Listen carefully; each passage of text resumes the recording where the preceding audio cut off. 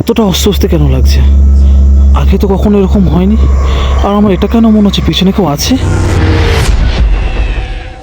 রাত তখন কটা বাজে আমি জানি না।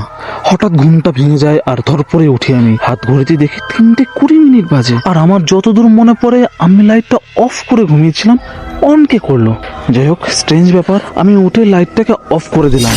কিন্তু এখানেই শেষ নয়। আমি ঘর থেকে বাইরে বেরিয়ে আসলাম, কারণ আমার মনে হলো ক্ষীণ শব্দে কেউ যদি আমাকে ডাকছে। রাস্তায় বেরিয়ে স্ট্রিট লাইট আর দীপাবলি আলো ছাড়া আমার চোখে কিচ্ছু পড়লো না। কিন্তু হাঁটতে হাঁটতে কখনো যে আমি অশক্ত গাছতলায় চলে এসেছি আমি নিজেও জানি না। এখানে আসা রাত্রেবেলা একদম উচিত নয়, কেউ আসেও না। এবং সন্ধ্যের ছায়া নামতেই এই গাছের ছায়া কেউ মারায় না। আমার একটা অদ্ভুত অস্বস্তি হতে লাগলো। মনে হলো পিছনে কেউ আছে। পিছন ঘুরে দেখতে পেলাম না, কেউ নেই।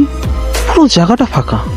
হতে পারে আমার মনের ভুল। নিজের মনকে সান্ত্বনা দিয়ে ঘরে ফিরে আসার জন্য পিছন ঘুরতেই আমার দেহের সমস্ত গরম রক্ত নিমেষেই শীতল হয়ে বরফে পরিণত হলো।